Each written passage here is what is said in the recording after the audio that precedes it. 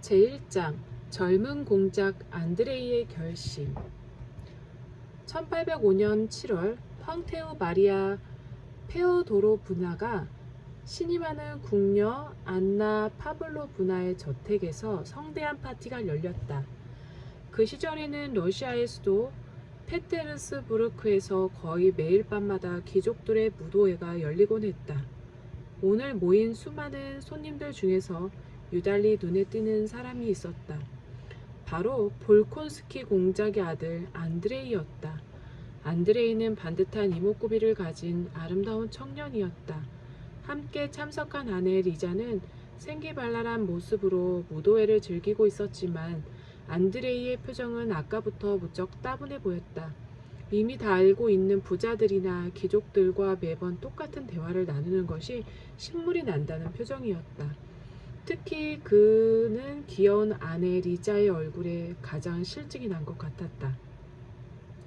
무도회가 끝나자 안드레이는 피에르를 데리고 자기의 저택으로 가서 이런저런 이야기를 나누었다. 피에르는 안드레이보다 몇 살 아래였지만 안드레이와 대화를 나누기에는 손색이 없는 친구였다. 뚱뚱하고 손재주는 없었지만 마음이 여리고 착한 젊은이였다. 피에르는 페테르스부르크에서 부자로 소문난 베주오프 백작의 아들인데 소년 시절부터 줄곧 파리에서 교육을 받고 얼마 전에 러시아로 돌아왔다.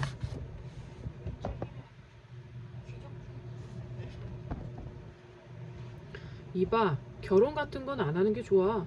이건 특별히 자네에게 해주는 충고라네.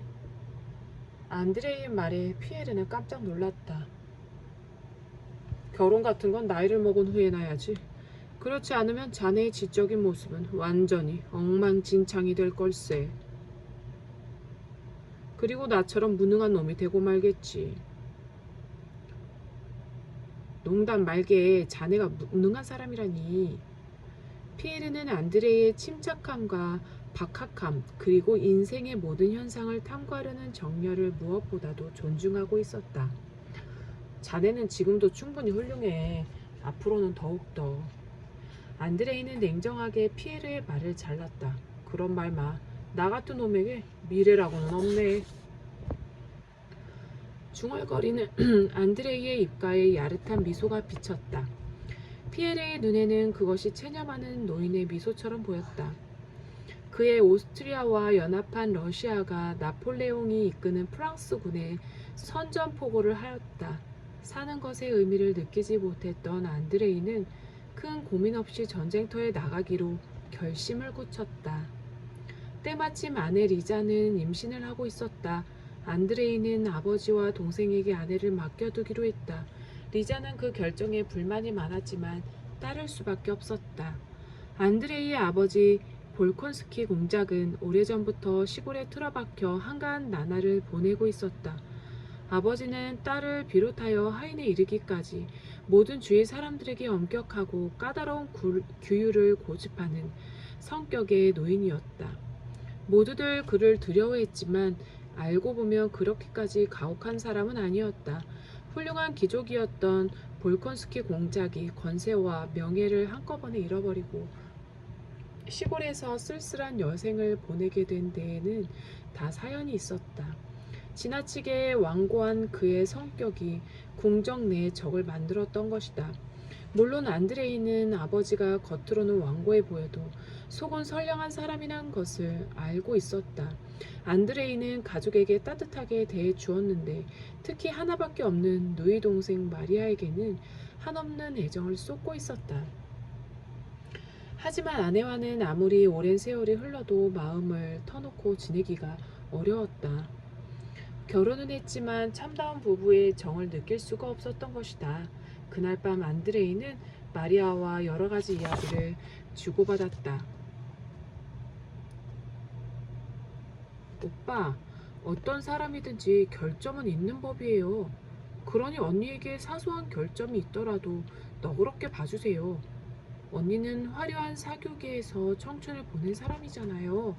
하지만 오빠가 전쟁터에 나가 있는 동안 이런 시골에서 쓸쓸하게 살아가야 하겠지요. 저는 언니가 가엾어요. 마리아, 너는 항상 남의 입장만 생각하는구나. 너는 시골에서 살아가는 게 쓸쓸하고 지겹지 않니? 내 걱정은 하지 마세요. 난 이런 생활밖에 모르는 걸요. 화려한 사교기를 동경해 본 적도 없고요. 그런 건 나한테는 어울리지 않을 거예요. 하지만 마리아, 나는 너가 이렇게 아버지의 시종만 들다 젊음을 잃어버릴까봐 걱정이야. 난 괜찮아요. 나는 아버지를 존경하는걸요. 그러니 시중을 드는 게 조금 더 힘들지 않아요. 그리고 열심히 기도를 하고 있으니 하나님께서 틀림없이 행운을 내주실 거예요. 다음날 안드레이는 아버지에게 전쟁에서 자신이 죽거든 태어날 아이를 맡겨달라고 부탁했다. 전쟁에 나가는 것이 두려운 것인지 아내를 두고 가는 것이 서글픈 것인지 알 수 없는 감정 때문에 안드레이는 혼란스러웠다. 마리아와 아버지는 안드레이에게 작별 인사를 했지만 아내는 그의 마지막 모습을 보지 못했다. 슬픔을 이기지 못하고 기절해 버렸기 때문이다. 안드레이는 러시아군의 최고 지휘관인 쿠투조프 장군의 부관이 되어 전쟁에 참여했다. 제2장 피에르의 결혼과 불행. 얼마 전까지만 해도 피에르는 아무런 근심이나 걱정 없는 한가로운 나날을 보내고 있었다. 그러나 갑작스러운 아버지의 죽음은 그를 무척 바쁘게 만들었다. 막대한 유산을 물려받아 하루아침에 베지오프 백작이 되어버렸기 때문이다. 이때 피에르를 자신의 소나기에 넣으려고 하는 사람이 있었다. 그는 바실리 쿠라긴이라는 권세 있는 공작이었다. 피에르의 먼 친척인 공작은 피에르를 자기 딸 엘렌과 결혼시켜야겠다고 마음먹었다. 엘렌은 미모가 뛰어났으며 수완이 대단한 여자였다. 그 때문에 모든 이들의 관심을 한몸에 받고 있었다. 여러 사람이 피에르에게 엘렌과 결혼하라고 권유했다. 하지만 피에르는 엘렌만 생각하면 좀처럼 잠을 이룰 수 없었다. 엘렌은 아름답지만 속물이야. 그녀의 말은 어쩐지 순수하게 들리지가 않는걸. 그러나 이런 생각 중에도 피에르의 마음 한구석에서는 아름답고 여성스러운 엘렌의 모습이 떠올랐다. 피에르는 우유부단한 사람이었다. 결국 피에르는 쿨하긴 공작이 원하는 대로 엘렌과 결혼했다. 약혼했다. 피에르는 자신의 약혼녀가 된 엘렌의 손에 입을 맞추려고 하였다. 그때 갑자기 엘렌이 그의 입술에 입을 맞추는 것이었다. 피에르는 무슨 말인가를 해야 할 것만 같았다. 당신을 사랑합니다. 그러나 그 말은 피에르 자신이 듣기에도 무의미하게 들렸다. 어쨌든 그들은 한 달 만에 결혼을 했다. 아름다운 여자와 백만장자인 남자의 결혼은 모든 사람들의 부러움을 샀다. 그러나 엘렌은 결혼 후에도 아기를 가지려고 하지 않았고 품이 없는 행동을 일삼았다. 피에르는 이런 아내의 모습을 보며 혼자서 슬픔을 참고 견뎌야 했다. 어쩔 수 없어. 나는 이미 그녀와 결혼한 몸이야. 그때 나는 왜 함부로 사랑한다는 말을 했을까? 그건 거짓말이었어. 아니, 거짓말보다 더 나쁜 의미 없는 말이었어. 모든 건 내 잘못이야. 끝내 사건은 터졌다. 엘렌이 피에르의 옛 친구 돌로호프와 사귀고 있다는 소문을 듣게 된 것이다. 결국 피에르는 돌로호프와 결투를 벌였다. 결투 끝에 돌로호프는 쓰러졌다. 그러나 피에르에게 승리의 기쁨 따위는 없었다. 돌로호프를 남겨두고 피에르는 두 손으로 머리를 움켜쥐고 돌아섰다. 모두 어리석은 짓이야. 피에르는 아내와 크게 다투었고 끝내 결별을 선언했다. 여보, 우리 그만하도록 해. 무슨 소리예요? 이제 와서? 우리 헤어지는 게 좋겠어. 헤어지자고요? 좋아요. 당신 재산만 나눠준다면 말이죠. 엘렌은 끝까지 탐욕스러웠다. 일주일 후 피에르는 재산의 절반에 가까운 땅을 엘렌에게 넘기고 페테르스부르크로 떠났다. 그 여행길에서 피에르는 우연히 프리메이슨 회원을 만났다. 프리메이슨 회원과 대화를 나눈 그는 자신의 과거를 반성하고 곧 아름다운 미래를 그릴 수 있었다. 피에르는 마음이 약한 사람이었다. 엘렌의 행동을 용서했을 뿐 아니라 여행이 끝나자 주위 사람들의 권유를 뿌리치지 못하고 다시 엘렌과 가정을 꾸렸다. 피에르는 사교계에 처음 등장했을 때와는 달리 어느새 모스크바의 사교계에서 가장 인기 있는 인물이었다. 친절하고 머리가 좋은 데다 남에게 호감 주는 매력이 있었기 때문이다. 구식 러시아 신사가 사람들이 붙여준 피에르의 별명이었다. 모든 사람에게 열려있는 피에르의 지갑은 늘 텅텅 비게 일쑤였다. 피에르는 비밀 결사대 프리메이슨의 사회사업을 비롯하여 자선 오페라, 무명 화가들의 전람회, 학교의 바자회, 교회의 행사 등 온갖 모임과 행사에 아낌없이 돈을 뿌렸다. 그에게 기부금을 내어달라고 말했다가 거절당한 사람은 한 사람도 없을 정도였다. 하지만 지금은 파리에서 막 돌아왔을 때 이상에 불타고 있던 청년 피에르의 모습을 찾아볼 수 없었다. 그때만 해도 피에르는 새로운 러시아 공화국을 건설하려는 열정에 사로잡혀 있지 않았던가. 지금의 그는 행실이 나쁜 아내와 함께 먹고 사는 것이 인생의 가장 중요한 일이라고 생각하는 듯했다. 저고리 단추를 풀어놓고 배를 쑥 내밀면서 큰 소리로 정치 돌아가는 것을 욕하기 좋아하는 돈 많은 남자 피에르는 그런 부류에 지나지 않았던 것이다. 아니야. 이건 나의 본 모습이 아니야. 잠시만 이런 생활을 하고 있을 뿐이야.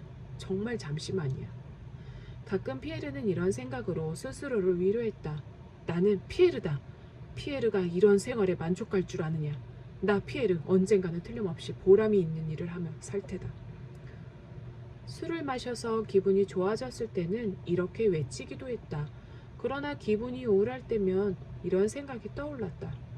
가만히 있자. 늘상 나하고 술을 마시는 자들도 처음부터 이런 생활에 익숙하진 않았겠지. 예전에는 순수한 마음으로 인생을 헤쳐나가려고 노력했을지 몰라. 그러다 어느 순간 어쩔 수 없는 현실의 벽에 부딪힌 자신을 발견했을 거야. 그리고 그만 나와 똑같은 꼴이 되어버렸겠지. 피에르는 인생의 여러 가지 문제를 끊임없이 생각하고 있노라면 무거운 돌덩이에 마음이 짓눌리는 것만 같았다. 이런 모든 괴로움을 잊기 위해 피에르는 현실적인 온갖 즐거움을 추구했다. 끊임없이 호화로운 음식을 사 먹고 값비싼 미술품을 사들였으며 새로운 저택을 지었다. 그러나 피에르는 책만은 손에서 놓지 않았다. 곤드레만드레 술에 취해 돌아와서도 책을 읽었다. 하인이 외투를 벗기가 무섭게 책을 펼쳐들었다. 그는 마치 술과 책이 자신을 구원해줄 무엇인 듯 그 두 가지에 빠져 지냈다. 그렇게 술에서 책으로 다시 책에서 술 사이를 오가는 생활이 계속되었다. 제3장 안드레이의 참전과 귀양. 그해 10월 초 아우스터리츠에서는 치열한 전투가 벌어졌다. 전쟁이 시작되자 안드레이의 심장은 흥분으로 마구 뛰었다. 마침내 시작되었구나. 두렵다. 그러나 유쾌하다. 안드레이는 어느새 말에서 뛰어내려 깃발을 들고 적진을 향해 달렸다. 그러자 병사들이 그 뒤를 따랐다. 그때였다. 안드레이는 무엇인가에 머리를 세게 얻어맞고는 그 자리에 쓰러지고 말았다. 쓰러진 안드레이의 눈에 잴 수 없을 만큼 높고 푸른 하늘과 그 위를 유유히 흐르는 잿빛 구름이 보였다. 정말 평화롭구나. 우리들의 싸움과는 전혀 다른 모습이야. 왜 나는 여태까지 이 높은 하늘을 보지 못했을까? 이 거대한 하늘 아래에 의미 있는 것이 있을까? 전쟁에 무슨 의미가 있지? 명예나 지위가 다 뭐란 말인가? 그러나 이 하늘마저도 곧 내 눈앞에서 사라지겠지. 러시아와 오스트리아 연합군은 나폴레옹 군대와 격파당하고 말았다. 안드레이도 군대의 깃발을 붙든 채 프라첸 고지의 비탈에서 신음소리를 내며 정신을 잃어가고 있었다. 황혼이 깃든 무렵 군복 차림의 한 사나이가 말을 타고 안드레이 옆을 지나 전쟁터를 둘러보고 있었다. 그는 나폴레옹이었다. 훌륭한 죽음이로군. 나폴레옹은 안드레이를 내려다보면서 중얼거렸다. 그러고는 잠시 말을 멈춰 세웠다. 부관 두 사람이 나폴레옹에게 뭔가를 이야기했다. 폐하라고 부르는 소리가 안드레이의 귓전에 들렸다. 그러나 그러한 말들은 벌레가 우는 것처럼 희미하게 들려왔다. 안드레이의 눈에는 여전히 파란 하늘이 비치고 있었다. 영원하고 위대한 자연에 비한다면 나폴레옹의 영웅다운 자태도 어쩐지 초라하게 여겨졌다. 나는 지금껏 참다운 것은 아무것도 알지 못한 채 인생을 살아왔다. 자연의 위대함도 육체의 극심한 고통도. 갑자기 안드레이는 살고 싶다는 욕망이 강렬하게 끓어오르는 것을 느꼈다. 그는 있는 힘을 다하여 몸을 움직였다. 나폴레옹은 안드레이의 절박한 몸짓을 바라보았다. 이자는 아직도 살아있군. 즉시 이자를 의무대로 데리고 가라. 안드레이는 곧 들것에 실려갔지만 도중에 의식을 잃고 말았다. 그러나 안드레이는 쉽게 죽지 않았다.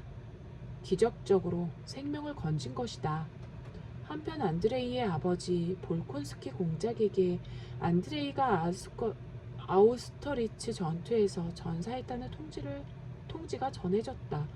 가족들은 깊은 슬픔에서 헤어나지 못했다. 그런데 몇 달 후 치료를 마친 안드레이가 느닷없이 가족 앞에 모습을 나타냈다. 공작과 마리아가 까무러칠 듯 놀란 것은 당연한 일이었다. 겨울의 마지막 눈과 폭풍이 몰아치던 3월의 늦은 밤이었다. 놀라서 아무 말도 못하고 서 있는 누이 동생을 와락 껴안아준 안드레이는 곧장 아내의 침실로 들어갔다. 그러나 그곳에는 상상조차 하지 못한 불행한 사건이 기다리고 있었다. 그가 도착한 날 아내 리자가 사내 아이를 낳다가 숨을 거둔 것이다. 진통 끝에 아내는 생명을 잃었고 아내의 고통 덕에 아이는 생명을 얻었다. 그들의 삶과 죽음 앞에서 안드레이는 어린애처럼 흐느껴 울기 시작했다. 언니는 조금도 나쁜 사람이 아니었어요. 언제까지나 얌전한 처녀 같았고 지나치게 순진했지요. 그럴수록 오빠처럼 차분한 분에게 불만이 생겼을 거예요. 그래도 잘 맞지 않는 시골 생활을 꼭 참아가며 오빠가 돌아오기만을 기다리셨는데 마리아는 눈물을 흘리며 말했다. 사흘 후 리자의 장례가 치러졌다. 안드레이는 아내에게 마지막 자표를 구하기 위해 관을 들여다보았다. 잠들어 있는 듯 얌전히 눈을 감은 그녀의 얼굴을 보였다. 당신은 저에게 무슨 일을 해주셨나요? 지금도 그 얼굴은 무엇인가를 호소하는 것처럼 보였다. 안드레이의 가슴이 쥐어뜯기는 것처럼 아파왔다. 그는 아내에게 더 이상 보상해 줄 수 없는 죄를 지었다고 생각했다. 그는 울 수조차 없었다. 그리고 5일 뒤에는 막 태어난 어린 공작 니콜 루슈카 볼곤스키의 세례식이 올려졌다. 제4장 사랑스러운 소녀 나타샤와 안드레이의 만남. 아내가 죽고 2년 동안 안드레이 공작은 시골 저택에서 한 발짝도 밖으로 나오지 않았다. 그 사이 피에르는 프리메이슨의 취지에 따라 거창하게 여러 가지 사업을 시도했지만 어느 것 하나 결실을 거두지 못했다. 그러나 피에르와는 달리 안드레이 공작은 농토개혁과 여러 가지 사업을 수월하게 진행했다. 그러던 어느 날 안드레이는 귀족 회장인 로스토프 백작에게 볼 일이 생겨서 그의 저택을 방문했다. 안드레이의 마차 앞으로 한 소녀가 다가왔다. 호리호리한 몸매에 머리카락과 눈동자가 까만 소녀였다. 소녀는 노란색 무늬의 화사한 옷을 입고 있었고 하얀 손수건으로 머리채를 묶고 있었다. 마차 안을 들여다본 소녀는 그 안에 낯선 사람이 타고 있다는 것을 알아차리자 갑자기 웃음을 터뜨리며 다른 소녀들에게 달려갔다. 이상하게도 안드레이의 기분이 갑자기 우울해졌다. 하늘은 파랗게 개어있고 태양은 밝게 빛나는 5월이었다. 주위의 모든 것은 생기에 넘치는데도 어찌된 일인지 그는 쓸쓸함을 느꼈다. 로스토프카에 도착한 후에도 안드레이의 머릿속에는 그 소녀의 웃음만이 가득 차 있었다. 로스토프 백작은 안드레이의 부친과는 달리 쾌활한 남봉꾼 귀족이었다. 그는 페테르부스크와 모스크바 교회에도 큼직한 별장을 가지고 있었다. 하지만 지금은 이렇게 시골에 파묻혀 살았다. 지방의 명사들을 초대하여 무슨 연애니 사냥이니 하며 날마다 놀기를 즐기는 것이 백작의 유일한 낙이었다. 안드레이가 찾아오자 백작은 무척 기뻐하며 귀한 손님을 환영했다. 그러나 안드레이는 무료할 뿐이었다. 다만 젊은이들 사이에서 무엇이 즐거운지 연신 호들갑을 떠는 로스토프 백작의 딸 나타샤를 바라보면서 이런 생각을 했다. 도대체 저 소녀는 무슨 꿈을 꾸고 있을까? 무엇이 저 소녀를 저토록 즐겁게 하는 거지? 지루한 모임 끝에 안드레이는 잠자리에 들었다. 그러나 낯선 마을에 홀로 있어서인지 잠이 오지 않았다. 마침내 그는 침대에서 벌떡 일어나 창문을 활짝 열었다. 창문을 열자마자 달빛이 기다리고 있었다는 듯이 방 안으로 비쳐들었다. 방 공기가 상쾌했다. 따뜻하고 조용한 밤이었다. 안드레이의 방은 2층에 있었는데 3층의 여자들도 잠을 이루지 못하는지 이야기하는 소리가 안드레이의 귀에까지 들려왔다. 소냐, 한 번만 더 노래하자. 그 목소리의 주인이 나타샤라는 것을 안드레이는 곧 알 수 있었다. 어머나, 도대체 몇 시에 자려고? 난처한 듯한 소녀의 목소리였다. 하지만 잠이 안 오는 걸. 딱 한 번만 부탁이야.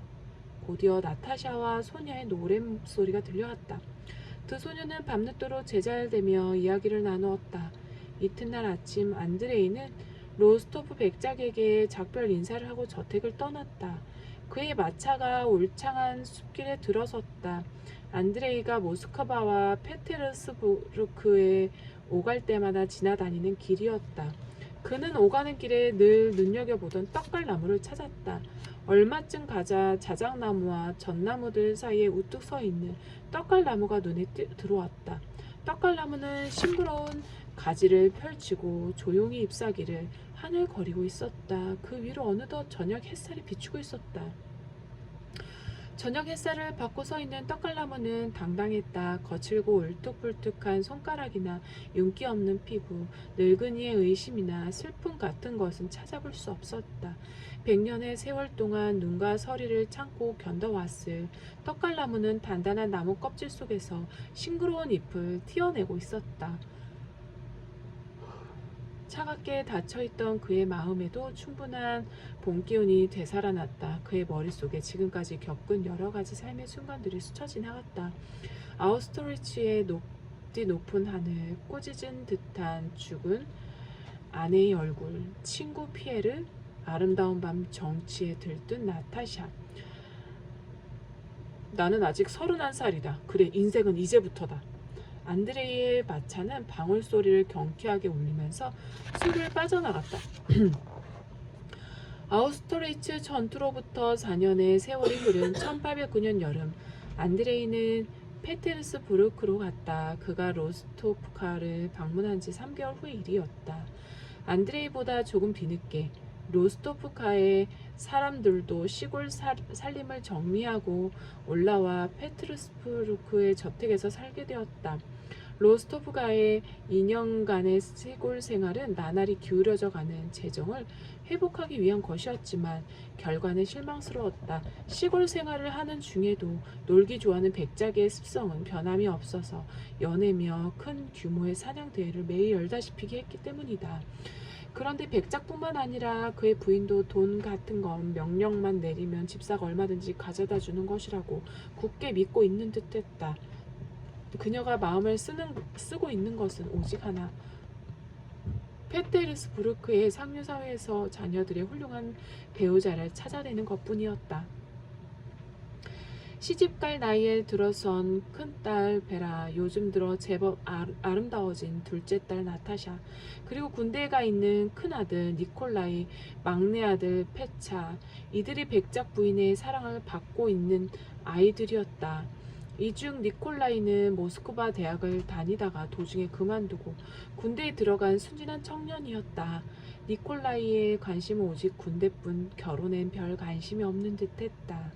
로스토프가의 사람들이 페테르스부르크로 올라온 섣달 금음달 밤에 어느 대귀족의 저택에서 황제와 황후까지 참여하는 성대한 무대회가 열렸다. 그날 초대를 받은 로스토프가는 아침부터 야단 법석이었다. 특히 16살의 나타샤는 오랜만에 도시 생활이 신기한 데다가 이처럼 큰 무도회에 초대를 받은 것은 난생 처음 있는 일이라 무척 들떠 있었다. 아, 이렇게 성대한 무도회에 초대를 받다니 오늘 밤 침착하고 훌륭하게 행동해야지. 페테르부스크의 대표적인 귀족, 신사숙녀 그리고 그들의 아들, 딸들이 초대를 받아 무도회에 참석했다. 그러나 그 많은 사람들 중에서 나타샤가 아는 얼굴은 거의 없었다. 어머, 피에로 씨가? 그녀는 아는 얼굴을 발견하고는 기쁘게 미소 지었다. 피에르는 로스토프카에 자주 드나들었기 때문에 나타샤도 잘 알고 있었다. 게다가 그녀는 피에르에게 친근함을 느끼고 있었다. 이번에 열리는 무도회에서 내가 당신과 함께 춤을 출 사람을 찾아주겠소. 나타샤는 피에르의 말에 귀여운 웃음을 지었다. 피에르는 뚱뚱한 몸을 흔들며 사람들 사이를 바쁘게 헤집고 다니고 있었다. 곧 폴란드의 무도곡이 울려 퍼지기 시작했다. 대부분의 귀인들이 제각기 파트너를 찾아 춤을 추기 시작했다. 하지만 짝을 짓지 못한 귀부인들도 있었다. 그들은 억지로 떠밀린 듯한 모습으로 벽 쪽에 서 있었는데 시골에서 갓 올라온 나타샤와 그녀의 어머니 그리고 소녀도 그곳에 있었다. 우두커니 비켜서 있는 세 여인을 거들떠보는 사람은 아무도 없었다. 나타샤의 눈에서는 금방이라도 눈물이 흘러내릴 것만 같았다. 당황한 그녀는 황급히 손수건으로 눈을 눌렀다. 그리고 똘똘 뭉친 손수건을 주먹으로 꽉 움켜쥐었다. 그런데 그때 군복을 입은 한 남자가 그녀의 곁으로 다가왔다. 안드레이였다. 저 우리 딸을 소개하겠어요. 나타샤의 어머니는 매달리는 듯이 말했다. 안드레이는 빙그레 미소를 지었다. 저는 전부터 따님을 알고 있었습니다. 따님은 저를 잊으셨는지 모르겠지만 안드레이는 처음 사교계에 발을 들여놓은 소녀에게 공손한 예를 갖추어 말했다. 그는 부드러운 태도로 나타샤의 등에 손을 올렸다. 그들은 왈츠를 추었다. 나비처럼 춤을 추는 나타샤의 뺨은 기쁨으로 붉게 물들었다. 나는 이제껏 당신을 기다리고 있었어요. 나타샤는 하마터면 비밀스러운 그 이야기를 소리내어 말할 뻔했다. 그랬다고 해도 그것은 기쁜 나머지 생각 없이 뱉어낸 말이 아니었다. 나타샤는 정말로 그를 기다렸다는 생각마저 들었던 것이다. 안드레이의 눈에 비친 나타샤는 사교계 한복판에서 만나기 어려운 순수하고 사랑스러운 사람이었다. 춤 시간이 끝나고 밤참을 기다리는 도중 나타샤는 창가에 멍하니 서 있는 피에르를 발견했다. 피에르의 우울한 표정은 세상의 불행을 혼자서 다 짊어진 것처럼 보였다. 피에르의 그런 모습은 처음 본 나타샤는 깜짝 놀라 눈을 동그랗게 떴다. 피에르는 아내 엘렌 때문에 우울해하고 있었지만 나타샤가 그의 마음을 알 리 없었다. 이튿날 안드레이는 페테르스부르크에서 미처 인사드리지 못했던 귀족들의 집을 방문하고 다녔다. 로스토프가도 그 중에 하나였다. 안드레이는 단지 사교상의 예의만으로 로스토프가를 방문한 것은 아니었다. 어젯밤 함께 춤을 추었던 나타샤가 집에서는 어떻게 지내고 있는지 보고 싶었던 것이다. 나타샤는 맨 먼저 뛰어나 그를 맞이했다. 그녀는 하늘색 평상복을 입고 있었다. 안드레이에게는 그 모습이 화려한 야외복 차림보다도 훨씬 아름답게 느껴졌다. 이기적인 인간들만 모여있는 곳이라고 생각했던 대도시에 이렇게 훌륭한 가족이 있었던가. 안드레이는 이전에 로스토프 백작에 대한 풍문을 들었을 때 칠칠하지 못하고 무능한 귀족이라고 생각했다. 그러나 막상 사귀어보니 인품 좋고 취미나 교양이 풍부한 노인이라는 것을 알 수 있었다. 밤늦게 자신의 저택으로 돌아온 안드레이는 그날 하루의 일을 돌이켜 생각해 보았다. 나는 아직 젊고 자유로우며 이제부터라도 행복한 인생을 보낼 수 있는 사람이야. 언제까지나 이 조그만한 지역에 틀어박혀 있을 필요는 없지. 미래에 대해 생각하며 그는 문득 나타샤를 떠올렸다. 그녀를 생각하니 미소가 지어졌다. 안드레이는 자신의 인생에 한 줄기 빛이 비치는 것을 느꼈다. 그는 나타샤를 사랑하게 된 것이었다. 몇 번 더 나타샤를 만난 안드레이는 결혼까지 결심하게 되었다. 며칠 후 안드레이는 피에르의 저택을 찾아갔다. 웬일이야? 무슨 일 있어? 상기된 얼굴의 친구를 보자 피에르는 조금 놀랐다. 사실은 말이야. 어떤 아가씨를 진심으로 사랑하게 되었는데. 안드레이는 단숨에 자신의 속마음을 모조리 털어놓고 말았다. 그 순간 피에르는 휴 하고 괴로운 한숨을 내쉬었다. 그러고는 친구의 얼굴을 외면한 채 중얼거렸다. 로스토프가의 따님 나타샤 양 말인가? 자네도 알고 있었군. 안드레이의 얼굴이 기쁨과 환희로 빛났다. 빛으로 가득한 그녀의 세계를 사랑하지 않을 수 없어. 그게 나쁘다고 얘기하지는 않겠지. 지금 나는 못 견디게 기쁘네. 자네도 기뻐해 주겠나? 그거 뭐 친구로서 그러고 말고. 피에르는 안드레이의 손을 꼭 쥐었다. 친구의 운명이 환하게 빛날수록 앞날을 계속 아내와 함께해야 하는 자기 운명이 어둡고 우울하게 느껴졌다. 안드레이는 이튿날 시골을 향해서 출발했다. 아버지에게 나타샤와의 결혼을 허락받기 위해서였다. 이야기를 듣고 난 볼콘스키 공작은 매우 못마땅한 얼굴이 되었다. 상대방의 가문, 재정 상태, 세상 사람들의 평판 등 여러 가지 점에서 보더라도 선뜻 마음이 내키지 않은 혼인이었기 때문이다. 너에게 하고 싶은 말이 있는데 들어주겠느냐? 공작은 깊은 생각 끝에 말을 꺼냈다. 너의 결혼 문제는 앞으로 1년쯤 뒤로 미루는 게 좋겠다. 그보다도 먼저 건강을 위해서 여행을 떠나는 건 어떻겠느냐. 1년이 지난 후에도 지금의 너 열성이랄까 아니면 사랑이라고 하는 뭐라고 해도 좋겠지만 아무튼 지금의 마음이 변하지 않거든. 그때 가서 결혼하는 것도 나쁘진 않을 것 같구나. 아버지의 뜻이 좀 그러시다면 그렇게 하겠습니다. 안드레이는 어쩔 수 없이 나이든 아버지의 말에 따르기로 했다. 한편 안드레이가 시골에 간 사실을 까맣게 모르는 나타샤는 그의 방문이 끊어진 것을 이상하고 섭섭하게 생각하고 있었다. 어느새 3주가 지나갔다. 그러던 어느 날 현관문이 열리는 소리가 나더니 계십니까? 한 사나이의 목소리가 들렸다. 안드레이였다. 방 안에서 거울을 보고 있던 나타샤는 얼굴이 빨갛게 달아올랐다. 안드레이가 어머니와 이야기를 나누는 동안 나타샤는 거울에 비친 자신의 모습을 보고 또 보았다. 이야기를 마친 안드레이가 나타샤에게 다가와 말했다. 나와 결혼해 주시겠습니까? 예. 나타샤는 그를 쳐다보았다. 그리고 안타깝고도 괴로운 표정을 지며 갑자기 흐느껴 울기 시작했다. 나타샤 왜 울어요? 행복해서 그래요.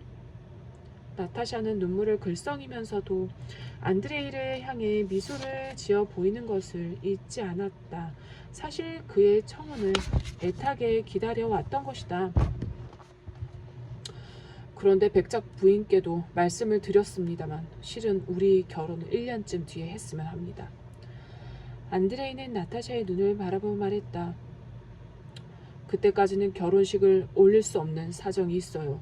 나도 몹시 괴롭지만 어쩔 수 없습니다. 어쩌면 앞으로의 1년은 당신 자신의 마음을 시험해 볼 수 있는 시간이 되지 않을까요? 나타샤는 동그란 눈으로 안드레이를 쳐다보았다. 안드레이는 더욱 간절한 목소리로 말을 이었다. 나타샤, 부디 1년 후에도 나에게 행복을 안겨주십시오. 이것이 제 소원입니다. 그러나 그때까지 당신은 자유의 몸입니다. 만일 당신의 마음이 변하거든. 왜 그런 말씀을 하세요? 당신을 처음 본 날부터 난 사랑에 빠졌어요. 1년이라니. 1년을 기다리는 동안 저는 죽어버리고 말 거예요. 나타샤는 버릇없는 소녀처럼 울어버렸다. 그러나 그녀는 금세 마음을 고쳐먹기라도 한 듯 울음 반 웃음 반의 표정을 지었다. 미안해요. 어떤 어려움도 참고 견디겠어요. 저는 지금도 충분히 행복해요. 안드레이와 나타샤의 얼굴에 부드러운 미소가 흘렀다. 얼마 후 안드레이는 믿을만한 친구 피에르에게 나타샤를 부탁하고 외국으로 떠났다. 안드레이가 여행을 떠난 후 시골 저택에서 살고 있는 아버지 볼콘스키 공작의 기력은 눈에 띄게 쇠약해졌다. 그 대신 성질은 점점 더 급해져서 외동딸 마리아에게도 잔소리를 늘어놓기 일쑤였다. 그 무렵 마리아는 두 가지 일에 정열을 쏟고 있었다. 오빠 안드레이의 아들 니콜루 슈카를 기르는 일과 하나님을 믿는 일이었다. 여름이 되자 마리아는 여행을 간 오빠로부터 편지를 받았다. 발신지는 스위스였다. 그녀는 편지를 읽고 깜짝 놀랐다. 오빠가 로스토프카의 딸 나타샤와 약혼했다는 생각지도 못한 소식 때문이었다. 마리아는 곰곰이 생각한 끝에 편지를 아버지 볼콘스키 공작에게 보여주었다. 마리아, 이게 말이나 되는 소리냐? 우리 가문이 어떤 가문인데 로스토프카 따위가. 공작은 어린애처럼 짜증을 내며 마리아에게까지 마구 화풀이를 퍼부었다. 마리아는 많은 사람들이 눈앞의 일밖에 생각하지 않고 살아가는 것이 이상하다고 느껴졌다. 사람들이 일시적인 쾌락이나 행복을 추구하다가 괴로움에 빠지는 것이 아닐까? 그 과정에서 서로 싸우고 다치고 마는 것은 아닐까? 오빠 안드레이만 해도 그렇다. 다소 불만이 있었다곤 하지만 어쨌든 그는 아내를 사랑했다.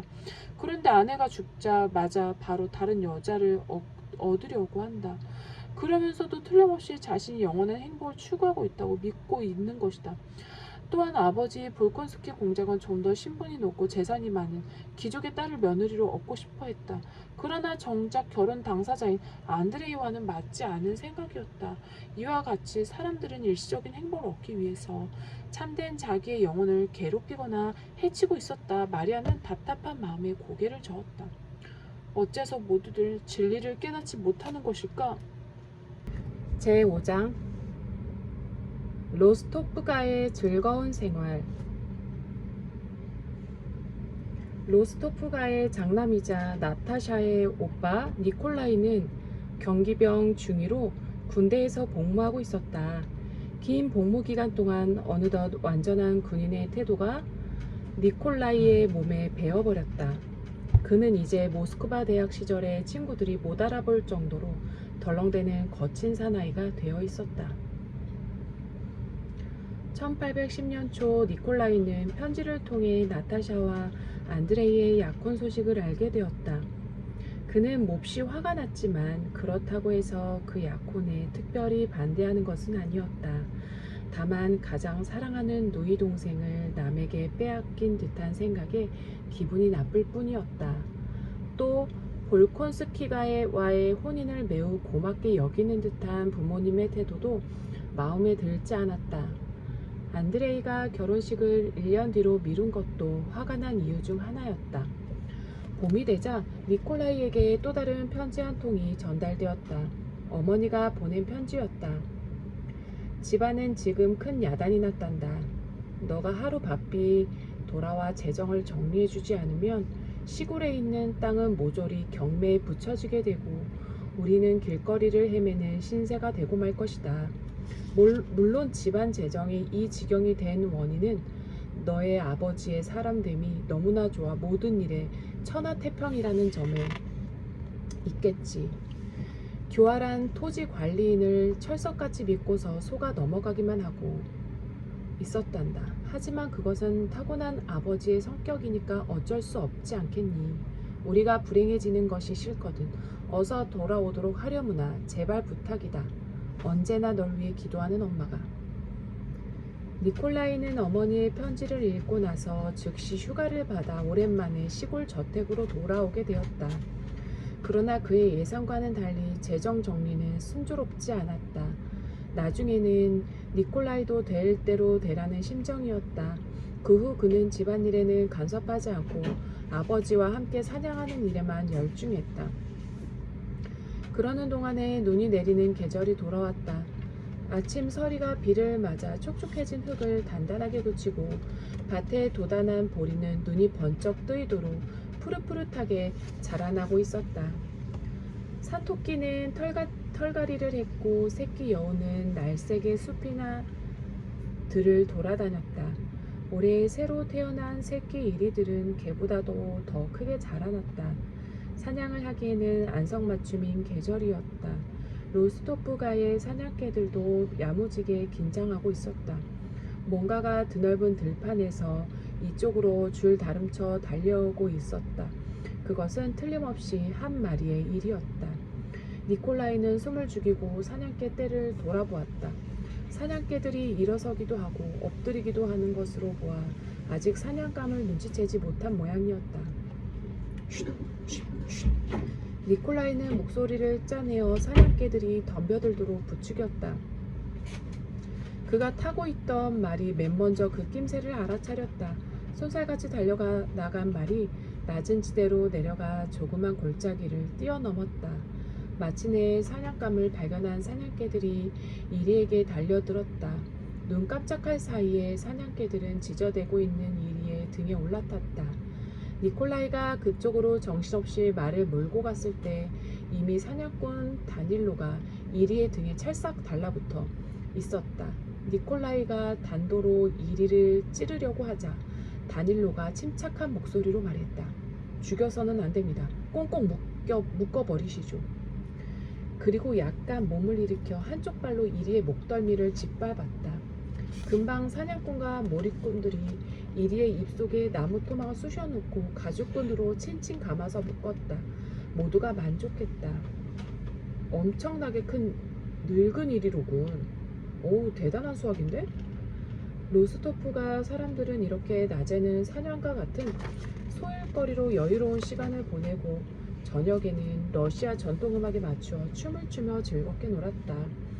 저녁 되면 마부인 미치카가와 친척 아저씨가 연주하는 발랄라이카에 맞추어 나타샤는 사교계의 프랑스식 춤을 벌이고 러시아의 전통춤을 추었다.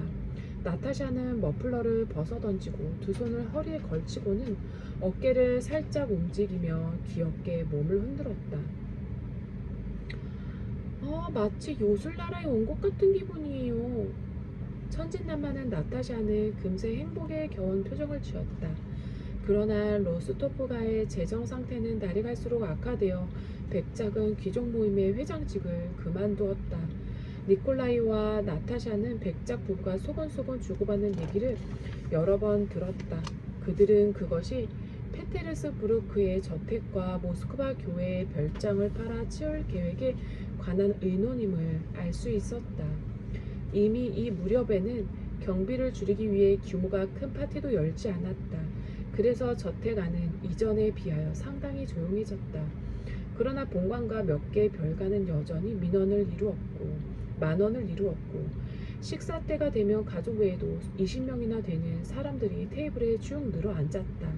집사나 토지 관리인 말고도 딸들의 음악 교사니, 무용 교사니, 로스토프가와 관계가 있다는 노처녀니, 그리고 전혀 영문을 알 수 없는 사람들까지 이 집에서 사는 것이 당연하다는 듯한 얼굴을 하고 테이블에 앉는 것이었다. 이쯤 되자 백작 부인은 사랑하는 자식들의 장래가 몹시 걱정스러워졌다. 그러나 그녀는 이제 와서 남편을 탓하려 하지 않았다. 원래 그런 양반이니까. 백작 부인은 오래전부터 이렇게 체념하고 있었던 것이다. 그리고 백작 자신의 심정이 누구보다 더 비참하리라는 것을 그녀는 잘 알고 있었다. 그러던 중 나타샤는 안드레이의 편지를 받았다. 편지를 받은 나타샤의 얼굴에는 슬픈 빛이 스쳤다. 편지에는 무더운 날씨 탓에 전쟁터에서 생긴 상처가 덧나 내년 초쯤으로 귀국을 연기하겠다고 쓰여 있었다. 제6장 아나톨리의 유혹과 나타샤의 갈등. 안드레이의 아버지 볼콘스키 공작은 초겨울에 마리아를 데리고 모스크바로 올라왔다.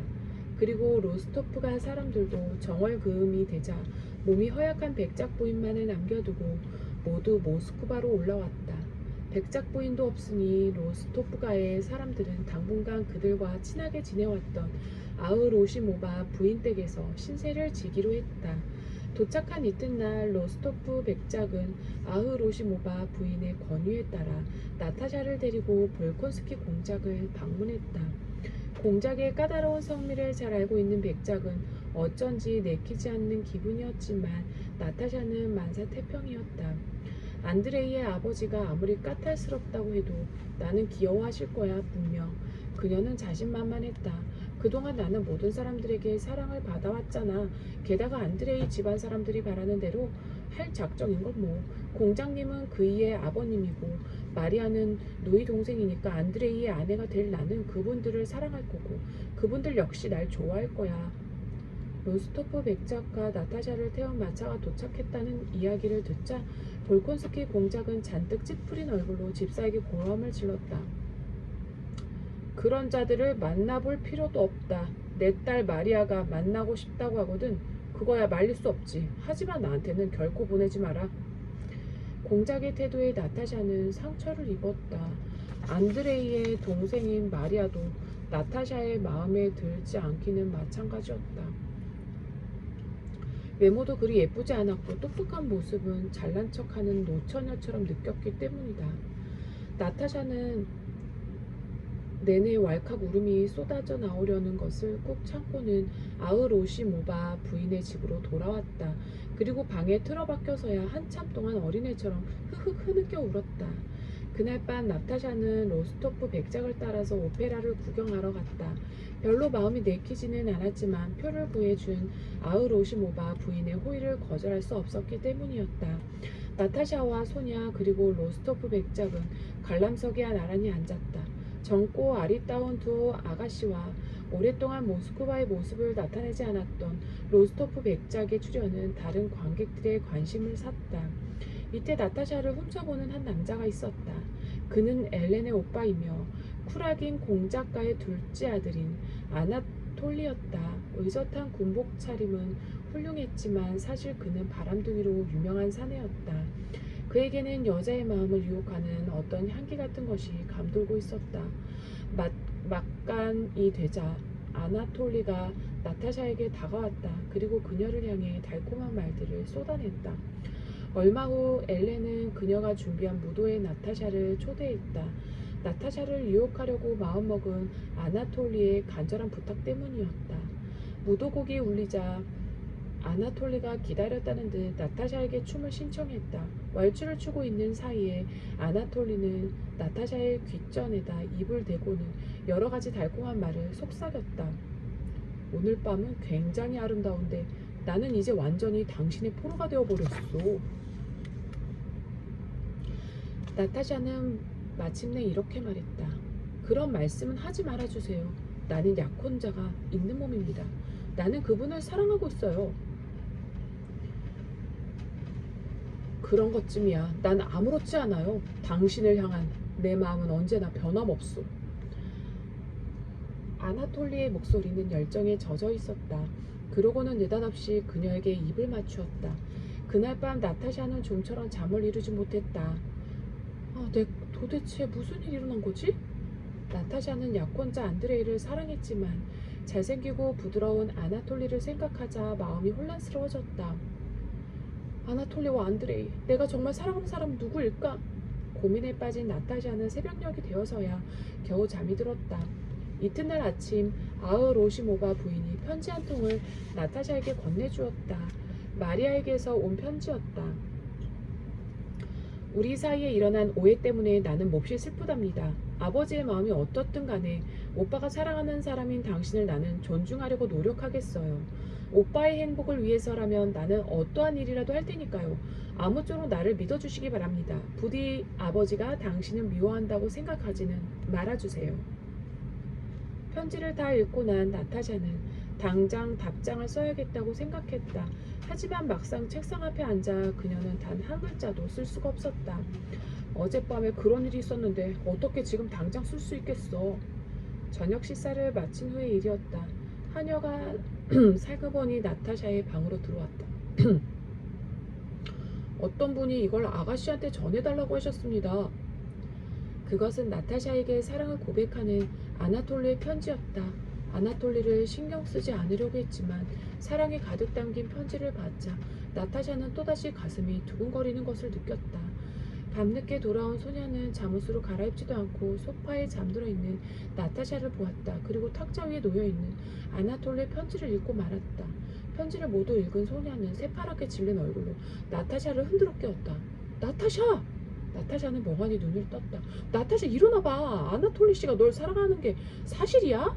머뭇거리며 대답하는 나타샤의 목소리에는 어느 정도 자신감이 서려 있었다. 아, 편지를 읽었구나.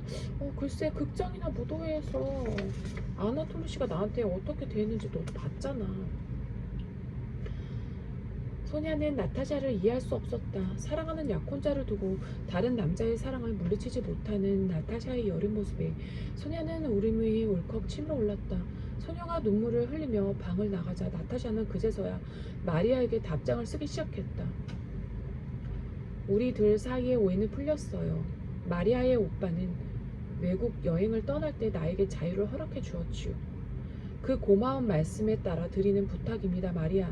아무쪼록 지금까지의 일은 모두 잊어주세요. 앞으로 내 행실 때문에 마리아가 불쾌하겠지만 그래도 이해해주세요. 아무튼 이제 나는 안드레이의 아내가 될 수 없게 되었답니다. 이러한 내용의 답장이었다. 그로부터 며칠이 지난 후 로스토프 백작은 땅을 일부 팔기 위해 시골로 내려갔다. 그 이튿날 아침 하녀가 나타샤한테 살그머니 편지를 건네주는 걸 소녀는 목격하고 말았다. 나타샤 좀 봐. 아나톨리 씨하고 남몰래 도망이라도 치려는 걸까? 소녀는 자신의 직감이 틀림없다고 생각했다. 며칠 후 아나톨리의 트로이카가 얼어붙은 가로수길을 맹렬한 속도로 내달려 아으로시모바 부인의 저택 앞에 멈춰섰다. 나타샤를 데리고 도망치기 위해서였다.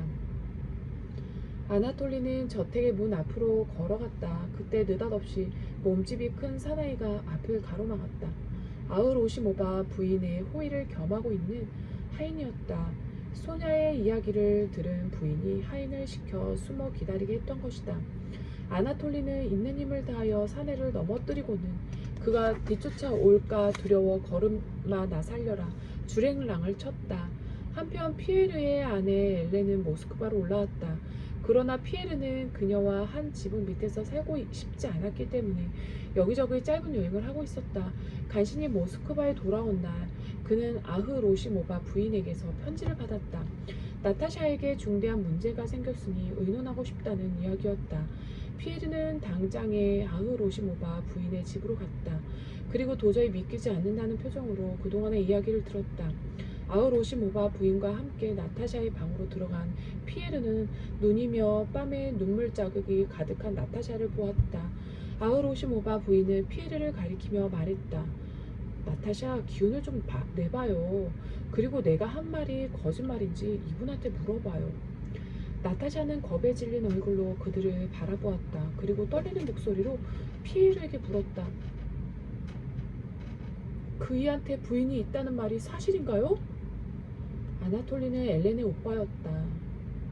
피에르와는 가까운 친척인 것이다. 피에르는 침통한 얼굴로 대답했다. 사실입니다. 사실이라고요? 맹세할 수 있어요? 맹세하죠. 그 말을 들은 나타샤는 이젠 말할 기운조차 없다는 듯 손을 내저으면서 그들에게 방에서 나가달라고 애원하였다. 피에르는 식사도 굳이 사양하고 급하게 아으로시모바 댁을 떠났다. 피에르는 아나톨리에 대해 격렬한 분노를 느끼고 있었다. 그는 온 시내를 샅샅이 돌아다녔지만 끝내 아나톨리를 찾지 못한 채 집으로 되돌아왔다. 피에르는 아나톨리를 자기의 집에서 찾을 수 있었다. 아나톨리는 아내 엘렌과 무엇인가를 의논하고 있는 중이었다. 피에르의 응접실을 엘렌의 손님으로 가득 차 있었다. 여보, 우리 오빠가 지금 얼마나 공경에 빠졌는지 당신은 모르겠지만 엘렌은 그렇게 말을 꺼내다가 피에르의 험한 표정을 보고 얼른 입을 다물었다. 이전에도 이런 표정을 본 적이 있었다. 돌로호프와의 애정 문제로 말다툼을 한 끝에 격투까지 벌인 일이 있었는데 지금 그의 얼굴은 그때와 똑같은 분노와 투지로 가득했던 것이다. 피에르는 아나톨리를 말없이 자기의 서재로 끌고 들어갔다.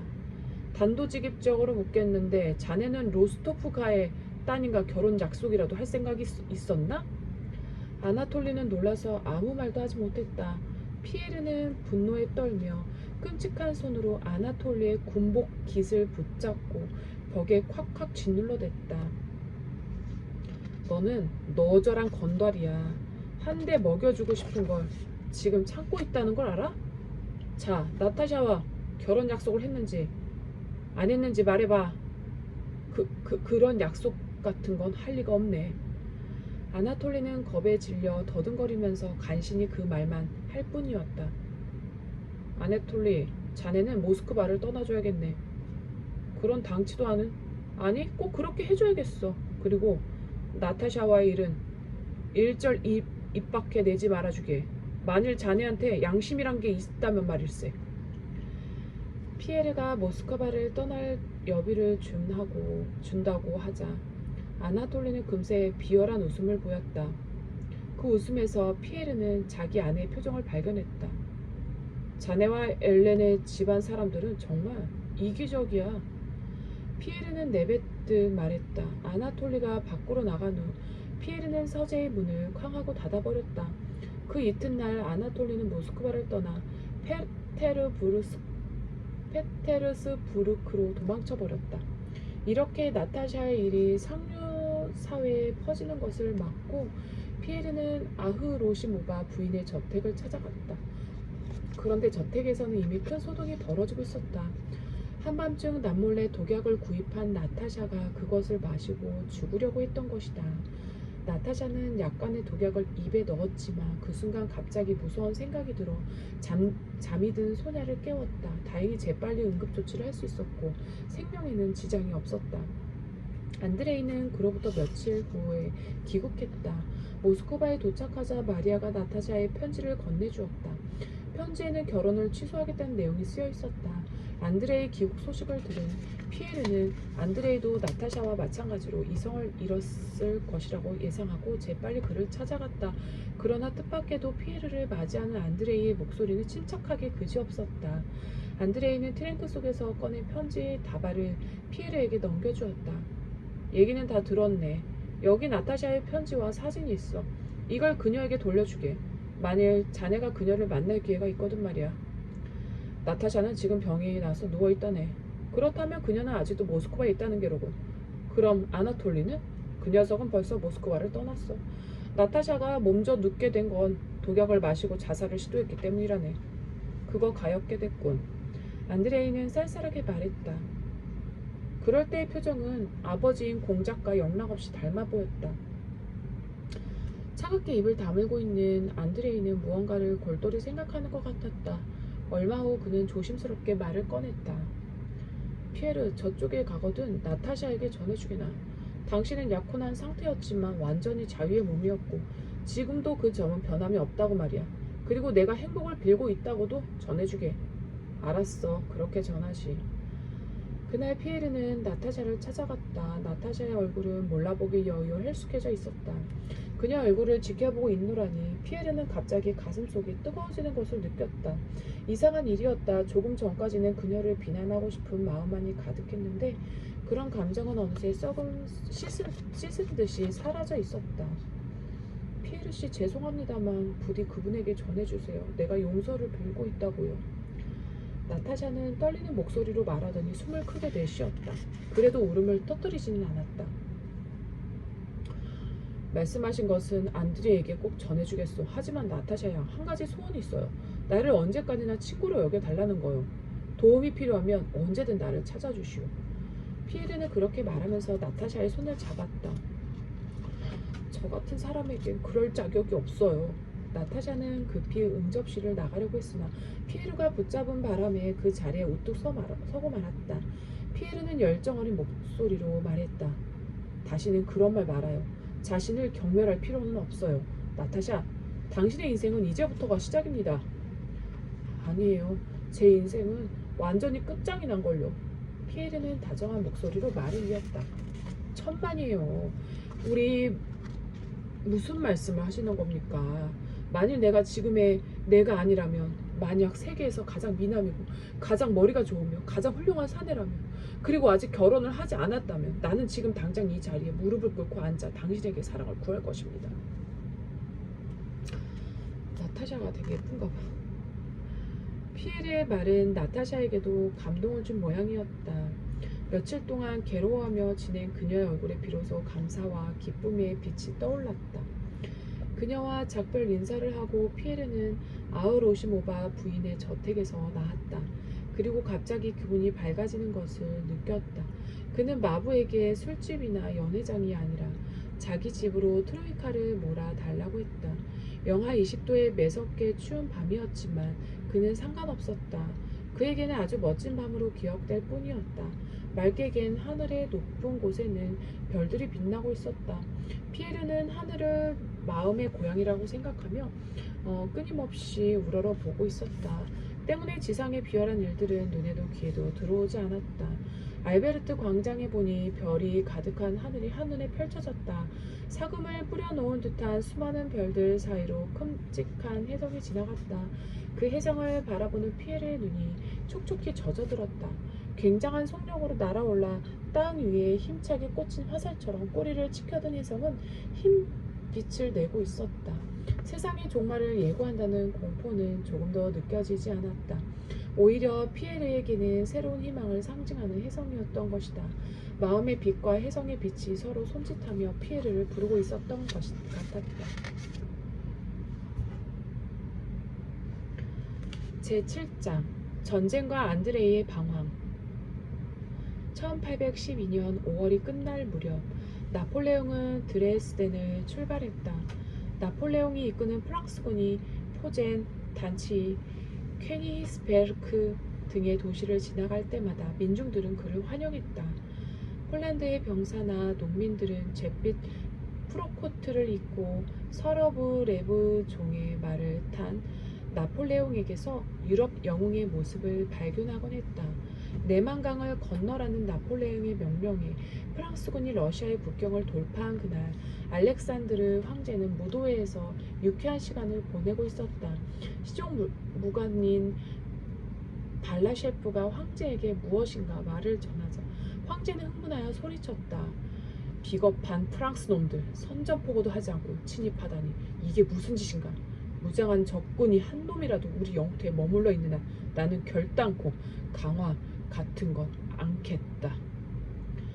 그날 밤 숙소로 돌아온 알렉산드르 황제는 재빨리 나폴레옹에게 전달할 친서를 써서 발라셰프 편에 보냈다. 그러나 프랑스군에게는 협상의 여지가 없었다.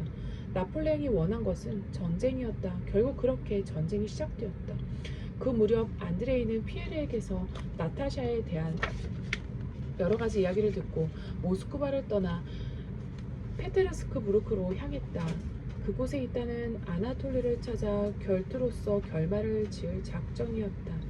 피에르는 걱정스러운 마음에 아나톨리에게 미리 전가를 보냈다.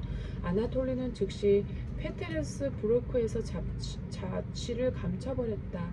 아버지 쿠라긴 공작이 육군 장관에게 특별히 부탁하여 아나톨리는 터키에 주둔하고 있는 러시아군에 들어가게 된 것이었다. 마침 안드레이도 아우스터리츠 전투 때의 상관 쿠투조프 장군을 만나러 갔다가 함께 터키로 가자는 권유를 받은 참이었다. 곧 안드레이는 총사령부 요원으로 임명받았고 장군을 따라 터키로 향했다. 아나톨리는 안드레이도 터키에 온다는 사실을 알게 되자 급하게 다시 러시아로 되돌아갔다. 그러나 안드레이는 아나톨리 따위의 사람에게 계속 신경을 쓰는 것은 점잖지 못한 행동이라는 생각도 들었다. 그렇지만 만약 아나톨리를 만나게 된다면 자신이 짐승처럼 덤벼들 것이라는 것도 잘 알고 있었다. 안드레이의 가슴속에는 아직도 분노가 부글부글 끓어올랐다. 그러나 그는 이런 격렬한 감정들을 군 복무 쪽으로 돌리기로 결심했다. 이윽고 나폴레옹과의 전쟁이 시작되었다. 안드레이는 즉시 쿠투조프 장군에게 전쟁이 한창인 본국 전선으로 보내달라고 청했고 장군은 기꺼이 그것을 허락했다. 한편 니콜라이는 휴가를 받아 로스토프가의 저택으로 돌아왔다. 그는 사냥을 즐기며 얼마간의 시간을 보낸 후에 군대로 돌아가 대위로 진급했다. 니콜라이가 전장에서 한창 싸우고 있을 때 모스크바의 나타샤는 큰 병을 얻어 한때 위태로운 상태까지 이르렀다. 그 소식을 들은 어머니 로스토프 백작 부인은 딸을 보기 위해 당장에 모스크바로 올라갔다. 자신의 건강도 좋지 않은 상태였지만 막내 아들 페차를 비롯한 집안 식구 모두를 데리고 떠난 것이었다. 갑자기 식구가 불어난 로스토프 일가는 아우로시모바 부인의 저택에서 더 이상 신세를 질 수 없게 되었다. 그들은 교회에 있는 자기들의 별장으로 거처를 옮겼다. 이윽고 나타샤는 건강을 되찾았지만 예전의 쾌활한 모습은 찾아보기 힘들어졌다. 그녀는 어느 누구의 방해물도 되지 않으려고 조심하고 있었다. 나타샤는 동생 페차와 함께 있거나 피에르가 로스토프가를 방문했을 때만 즐거워 보이는 표정이었다. 한편 나폴레옹의 러시아 원정은 실패로 막을 내렸다. 실패한 데는 확실한 원인이 있었다. 가장 큰 원인은 프랑스군이 월동 준비도 하지 않은 채 여름을 거쳐 러시아 깊은 곳까지 침입해 왔다는 데 있었다. 또한 프랑스군은 러시아의 도시들을 차례차례 불태웠는데 그때 그들은 식량 문제를 비롯한 다른 사정들로 어려운 처지에 놓였다. 게다가 살 곳과 먹을 것이 없어진 러시아 국민들 사이에서는 치열한 적개심이 불타오르기 시작했다. 그 결과 러시아의 민중들은 군과 하나가 되어 게릴라 전투를 벌였다. 이것도 프랑스군이 패배한 중요한 원인 중 하나였다. 이러한 원인들로 나폴레옹은 단숨에 승패를 결정할 기회를 눈앞에서 번번이 놓쳐버렸다. 볼콘스키 공작의 저택에도 전쟁의 여파는 찾아왔다. 공작과 마리아의 생활에는 큰 변화가 없었지만 전쟁터에 나가 있는 안드레이 때문에 그들은 불안한 하루하루를 보내야 했다. 특히 마리아는 인간끼리 서로 죽고 죽이는 전쟁의 끔찍함을 처절하게 느끼게 되었다. 어느 날 밤 서재에 틀어박힌 볼콘스키 공작은 무슨 원고 같은 것을 되풀이해서 읽고 또 읽었다. 궁정에서 뜻을 이루지 못한 일이나 시골로 쫓겨나듯 물러날 수밖에 없었던 지난 일을 회상하자 그의 마음이 미어지는 듯했다. 30년 이상을 볼콘스키가의 시중을 들고 있는 집사 알파티치가 서재에 들어왔다. 알파티치는 내일 공작의 심부름으로 스몰렌스크에 가야 했다. 공작은 요즘 들어 사후를 위한 정리에 신경을 쓰고 있었는데 알파티치는 유언장 용지, 봉투 그 밖의 일용품을 사들이기 위해 스몰렌스크로 떠나는 것이었다. 반드시 여기에 적혀있는 그대로 사오는 거야. 용지는 금태가 들린 것이 아니면 안 돼. 알았지? 분부대로 하겠습니다. 프랑스군은 며칠 안으로 스몰렌스크로 들이닥칠 모양이야. 아니 어쩌면 이미 와 있는지도 모르지. 만일 위험한 것 같으면 급히 되돌아오도록 해. 스몰렌스크에서 볼일을 마친 알파티치의 마차가 드네프르강 근처까지 왔을 때에는 이미 캄캄한 밤이 되었다. 하늘에는 안개에 쌓인 초승달이 어렴풋이 빛났다. 그런데 언덕길 아래에서 불길이 갑자기 타올랐다. 알파티치는 마차에서 내려 불타는 건물 쪽으로 다가가 보았다. 알파티치! 어디선가 귀에 익은 목소리가 들렸다. 목소리의 주인공은 전쟁 때문에 스몰렌스크로 와 있었던 안드레이였다. 긴 외투를 입고 검은 말을 탄 안드레이가 알파티치를 물끄러미 바라보고 있었다. 알파티치는 구세주라도 만난 듯 안도의 한숨을 내쉬었다. 자네가 여기 웬일이지? 안드레이가 물었다. 큰 주인님의 분부가 계셔서 왔습니다. 볼일을 다 보고 이제 돌아가는 참입니다요. 알파티치는 순간 불안한 낯빛으로 안드레이를 바라보았다. 작은 주인님, 솔직히 얘기해주세요. 우리는 러시아는 이제 희망이 없는 건가요? 주름투성이 얼굴을 더욱더 쭈그러뜨리면서 묻는 알파티치는 곧 울음을 터뜨릴 것 같았다. 안드레이는 아무 말 없이 외투 호주머니에서 꺼낸 수첩을 한 장 찢어 무릎에 대고 연필로 내갈기기 시작했다. 누이 동생 마리아에게 모스크바로 피난을 떠나라는 내용의 편지였다. 안드레이는 편지를 전해받은 아버지와 동생이 모스크바로 피신했을 거라고 믿고 있었다. 하지만 사실은 그러지 못했다. 민병대를 조직하여 적에게 대항하려던 늙은 볼콘스키 공작이 갑작스러운 뇌일혈로 죽고 말았던 것이다. 볼콘스키 공작이 죽자 마을 사람들의 태도가 하루아침 바뀌었다. 그들은 이제 귀족들을 믿지 않았다. 마을 사람들 대부분은 볼콘스키가의 농지를 빌려 농사를 짓는 농민들이었다. 그들은 홀로 남은 마리아의 말을 따르지 않았을 뿐만 아니라 마차와 짐마차를 끌 말을 빼돌려 숨겨놓았다. 때문에 마리아는 피난을 가기 위한 말을 구하지 못하고 있었다. 그녀는 마을 사람들을 모아놓고 목소리를 높여 외쳤다. 전쟁은 우리 모두에게 닥친 재난입니다. 우리는 이 재난과 고통을 서로 나누어야 합니다. 여러분, 창고에 보관 중인 곡식을 여러분에게 모두 나누어 드리겠습니다. 그러니 살림살이와 곡식을 챙겨 저와 함께 모스크바로 갑시다. 그곳에서 여러분이 안심하고 살 수 있도록 책임지겠습니다. 하지만 농민들의 반응은 싸늘했다. 전쟁 때문에 불안과 불만으로 가득 차 있던 농민들은 마리아의 말을 신뢰하지 않았다. 곡식 같은 건 필요 없어. 그리고 우리는 태어나서 지금껏 이 고장을 떠나본 일이 없는 사람이요. 당신 말만 믿고 하루아침에 낯선 곳에 가서 살 순 없어. 우리가 왜 당신 말을 따라하는 거죠? 가고 싶거든 당신 혼자 가시오. 화가 난 마을 사람들은 소리쳤다. 크게 실망한 마리아는 고개를 푹 수그린 채 저택으로 되돌아갔다. 얼마 뒤 경기병 중대장 니콜라이 로스토프가 몇 명의 부하와 함께 전투에 쓸 말을 구하러 이 말을 지나가게 되었다. 니콜라이는 어느 저녁 마당에 있는 곡물 창고 주위에 농민들이 모여 떠들어대고 있는 것을 보았다. 대장님, 마침 잘 오셨습니다. 그의 모습을 본 알파티치가 기쁜 듯이 달려왔다. 저의 주인님은 얼마 전에 돌아가신 볼콘스키 공작의 따님이신 마리아 양입니다. 그런데 마을 사람들 때문에 곤욕을 치르고 계십니다. 농민들이 난폭한 짓이라도 했단 말이오? 아니요, 그게 아니라 글쎄 저놈들이 우리 아가씨가 피난을 못 가게 말을 내주지 않겠다며 위협하고 있지 않겠어요. 그런 당차는 경우가 어디 있나. 니콜라이는 알파티치를 따라 저택으로 들어갔다. 그곳에는 어찌할 바를 몰라 발을 동동 구르고 있는 마리아의 모습이 보였다.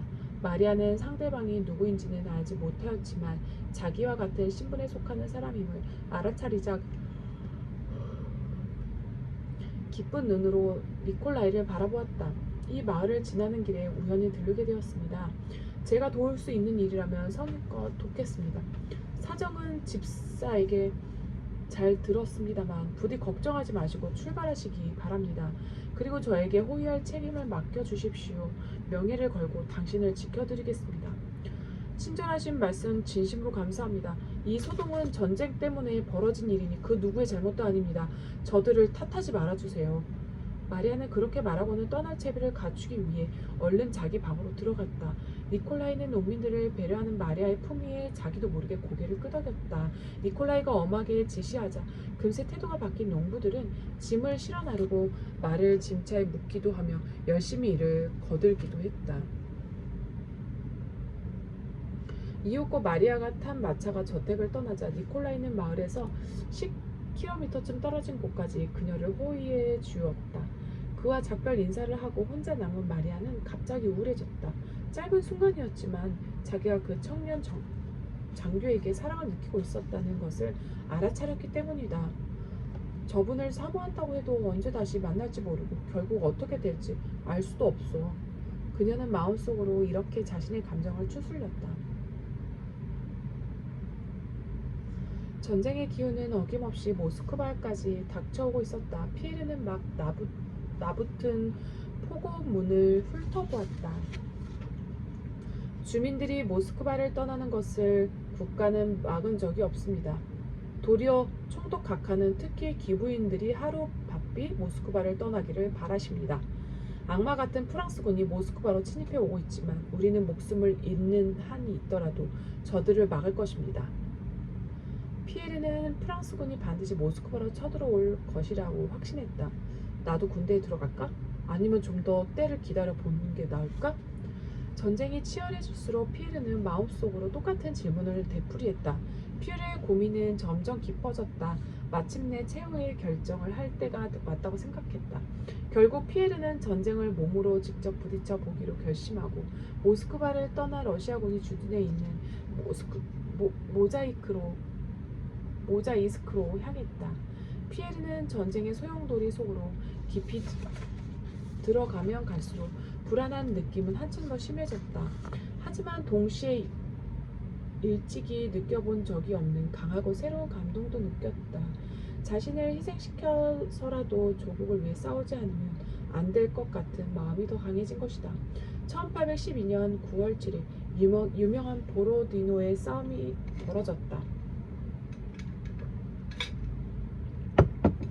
러시아나 프랑스 어느 쪽에도 아무 의미가 없는 싸움이었다.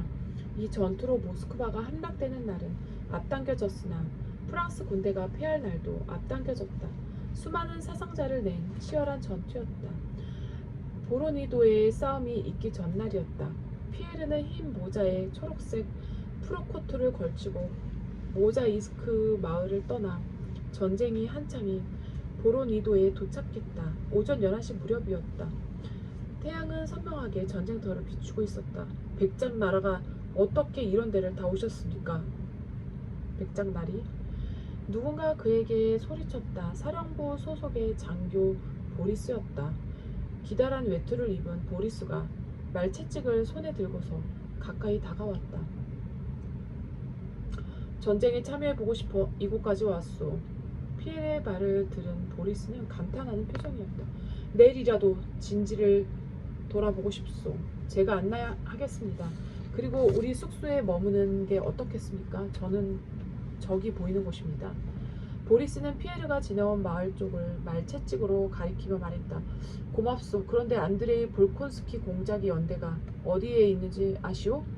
여기서 가깝습니다. 따라오세요. 안내해드리겠습니다. 같은 날 저녁 안드레이는 자기 연대가 머물고 있는 마을의 황폐한 헛간에 누워 있었다. 혼자 있는 시간이면 늘 그랬듯이 안드레이는 사색에 빠져 있었다. 이번이야말로 죽을지도 모른다. 안드레이는 그런 생각을 하고 있었다. 그래, 지금까지 나는 가짜 그림자만 보고 슬퍼하기도 하고 기뻐하기도 했던 거야. 죽음을 인식하자 그런 깨달음에 이르렀다. 명예, 연애, 조국, 나는 그것들이 가장 아름다운 가치라고 생각해왔지. 그러나 사실 그것들은 그림자에 지나지 않았어. 죽음이라는 것 밝은 빛에 비추어 보니 가치 없는 환영에 지나지 않았던 거야. 그때 헛간 밖에서 그의 이름을 부르는 귀에 익은 목소리가 들렸다. 대답을 하자 피에르가 들어왔다.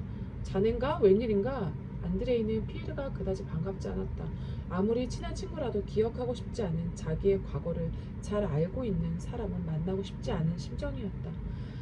전쟁을 보고 싶었다네. 그래서 피에르는 말끝을 흐리며 부자연스럽게 대답했다. 그리운 친구를 만날 생각에 들떠 있다가 안드레이의 차가운 표정을 보니 우울해진 것이었다. 이튿날 아침 피에르는 서둘러 어제 갔던 언덕 쪽으로 걸어갔다. 피에르는 언덕의 꼭대기까지 올라갔다. 아름다운 풍경이 눈앞에 펼쳐졌다. 보로니도 마을을 가로질러 흐르는 두 갈래 강이 합류하는 늪지대 근처는 온통 안개에 휩싸여 있었다. 그러나 태양이 모습을 보이자 안개는 차츰차츰 사라져 시야가 환하게 트였다. 모든 풍경이 형용할 수 없을 만큼 아름다웠다. 그 순간 갑자기 펑 하는 소리와 함께 뭉게뭉게의 연기가 피어올랐다. 연기 보랏빛, 잿빛, 우윳빛으로 변해갔고 또 쿵 하고 포성이 울려 퍼졌다. 피에르 연기와 총소리가 가득한 죽음의 한복판에 기의 몸을 내맡기고 싶었다.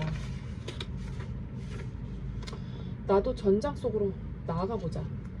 피에르는 마부가 끌고 있던 말을 잡아타고 언덕을 달려 내려갔다. 포탄이 피에르의 머리 위로 하나, 또 하나, 이어 또 하나 연이어 스쳐 지나갔다. 그런가 하면 그의 등 뒤나 옆쪽에도 떨어지며 요란하게 터졌다. 어디로 가야 하지? 앞으로 나아가야 할지 뒤로 물러서야 할지 알 수 없어 허둥지둥하는 동안에 피에르는 탄약 상자가 있는 데까지 오게 되었다. 그리고 피에르는 쏜살같이 고지 반대편으로 달려갔다. 이윽고 포로가 된 프랑스군의 장병들이 끌려왔다. 수많은 부상병들도 잇따라 들것에 실려왔다.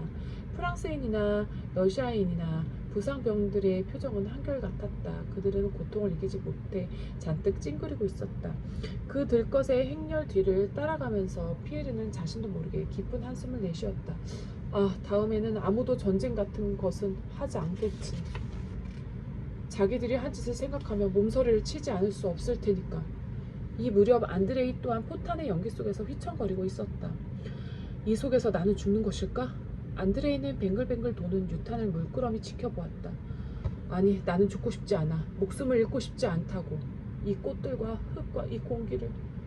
그런 생각을 하는 순간 안드레이는 공중으로 튀어올랐다. 그리고 땅바닥으로 떨어졌다. 부관과 장교들이 놀라 달려왔을 때 안드레이의 오른쪽 옆구리에서 피가 뿜어져 나와 풀밭에 커다란 얼룩을 만들고 있었다. 그는 즉시 들것에 실려 숲속에 있는 고호반 천막으로 옮겨졌다. 천막 속에는 수술대 3개가 놓여 있었다. 안드레이 옆 수술대 위에는 체격이 좋은 젊은 군인이 누워 있었다. 물결치는 머리카락과 아름다운 살빛을 보니 어쩐지 본 적이 있는 사람 같았다. 안경을 낀 군의관이 안드레이가 누워있는 수술대에 다가와서 상처에 손을 댔다. 그 순간 안드레이는 심한 고통으로 정신을 잃고 말았다. 그가 정신을 차렸을 때 이미 수술은 끝나 있었다. 넓적 다리에 너덜너덜해진 근육이 잘리고 그 자리에는 커다랗게 붕대가 감겨 있었다. 안드레이는 편하고 만족스러운 기분이 되었다. 문득 여자처럼 흐느껴 오는 소리를 듣고 천천히 고개를 돌려 바라보니 옆 수술대의 군인이 잘려나간 자기의 한쪽 발을 보고 있었다. 잘린 발은 피 묻은 구두를 신고 있었다. 안드레이는 깜짝 놀랐다. 흐느껴 오는 군인은 쿠라긴 공작의 아들 아나톨리였던 것이다. 저 사내와는 이상한 인연이구나. 안드레이의 눈에 갑자기 그리운 얼굴이 떠올랐다. 그것은 무도회에서 처음 보았던 나타샤의 모습이었다. 그녀의 목덜미와 손은 매끈하게 빛났고 눈빛은 사랑스러웠다. 나타샤, 너는 아름다웠다. 안드레이는 자기도 모르게 마음속으로 그렇게 부르짖었다. 그러자 그녀에 대한 애정이 전보다도 더욱 강렬하게 되살아났다. 러시아 군대와 주민들은 정면 충돌을 피하면서 저 국경으로부터 스몰렌스크까지 후퇴했고 다시 스몰렌스크에서 보로니도까지 후퇴하였다. 한편 프랑스군은 전속력으로 모스크바를 향해 진격해왔다. 그들 뒤에는 굶주림과 추위 외에 아무것도 남아있지 않았고 앞에는 목적지 모스크바만이 놓여있을 뿐이었다. 러시아군은 후퇴를 거듭함에 따라 잔인한 프랑스 군대에 대해 점점 더 적개심이 타올랐다. 프랑스와 영웅 나폴레옹에 대해 품고 있었던 처음의 동경은 이제 완전히 사라졌고 불타는 증오만이 남아있었다. 그 무렵 엘렌은 다른 사람과의 결혼을 위해 피에르에게 정식으로 이혼을 요구해왔다. 이혼을 통보하는 아내의 편지는 피에르가 아직 보로니도의 전쟁터에 있는 동안에 그의 저택에 배달되었다. 피에르는 패배에 달하는 병사들 속에 끼어 보로니도를 빠져나와 모자이스크 마을의 숙소에 당도했다. 밤새 뒤척이다 겨우 잠이 든 그는 꿈속에서도 현실과 똑같은 포성이며 사람들의 울부짖음, 신음소리, 포탄이 떨어지는 소리를 듣고 소스라치게 놀라 눈을 떴다. 그는 죽음의 신에게 심장을 움켜잡히기라도 한 듯 공포에 휩싸여서 떨리는 눈동자로 여기저기 바라보았다. 후퇴하는 부대에서 뒤처진 부상병들이 농가 아니나 마당, 길가에서 큰 소리로 울부짖고 있었다. 그들의 숫자는 대충 헤아려 보기에도 10,000명은 좋게 넘었다. 피에르는 그들 속에서 안면이 있는 장교를 발견하고 뒤따라온 자기의 마차에 함께 태웠다. 피에르는 그 장교에게서 엘렌의 오빠 아나톨리의 죽음과 안드레이의 부상 소식을 들었다.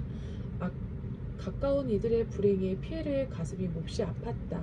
피에르는 모스크바로 돌아왔다. 그러나 그 후 그의 행방을 아는 사람은 없었다. 모스크바 최후의 날까지 그를 본 사람은 아무도 없었다. 한편 로스토프가의 사람들은 9월 13일 적군이 모스크바에 침입해 들어오던 날까지 시내에 남아있었다. 막내둥이 페차까지 형 니콜라이를 이어 카자흐 연대에 들어가 버렸기 때문에 로스토프가의 사람들은 전쟁에 관한 이야기를 들을 때마다 가슴이 두근두근 뛰었다. 특히 백작 부인은 밤에도 잠을 잘 이루지 못했다.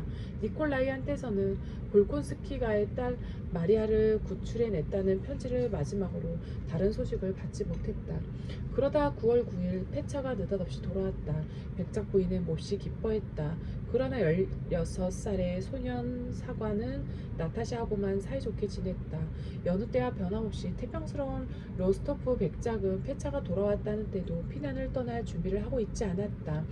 그러는 동안 9일부터 12일에 걸쳐 모스크바에서는 대단한 소동이 벌어졌다. 매일매일 몇천 명씩 이송된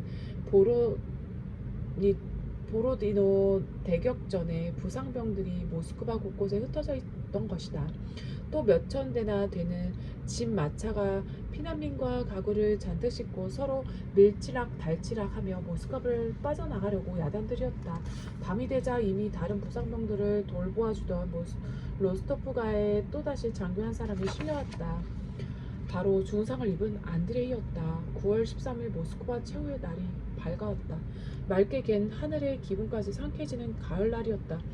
마침 그날은 일요일이었다. 여느 때와 다름없이 교회에서 종소리가 울려 퍼졌다. 다가올 모스크바의 운명은 아직 아무도 모르고 있는 것 같았다.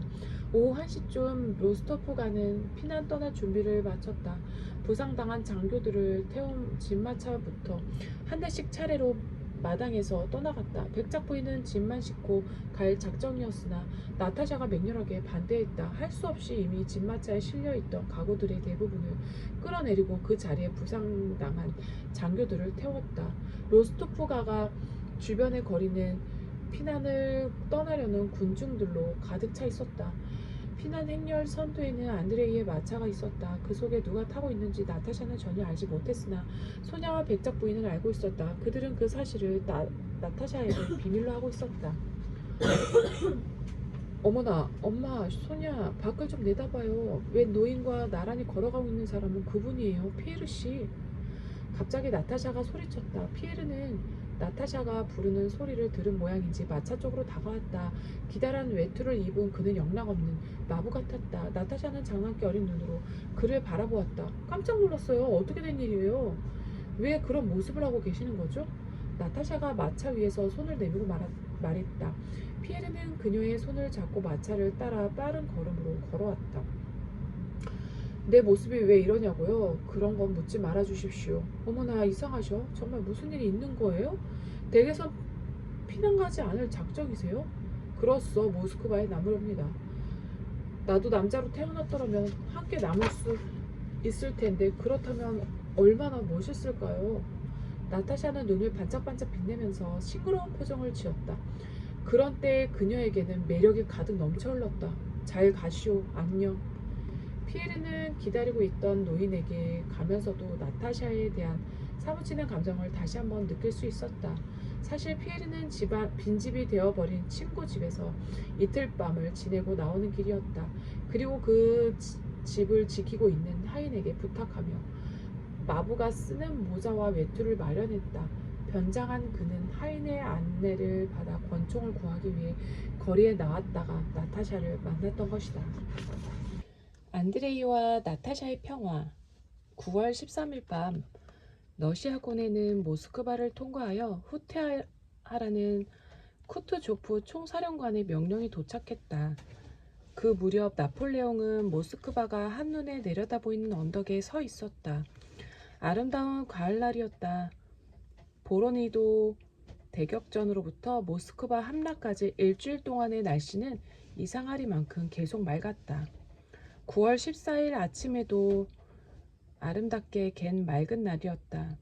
햇빛이 가득 비치는 언덕에 올라서면 발 아래 모스크바가 드넓게 펼쳐져 있었고 하천, 공원, 교회의 건물들이 아름답게 내려다 보였다. 러시아인이라면 누구라도 모스크바를 바라보고 아, 어머니의 도시여 하고 소리치고 싶을 것이다. 외국인이라고 해도 마찬가지로 모스크바가 지닌 모성적인 힘까지 알 수 없더라도 이 도시의 여성적인 면을 느끼지 못하는 사람은 없을 것이다. 나폴레옹 역시 그것을 느꼈다.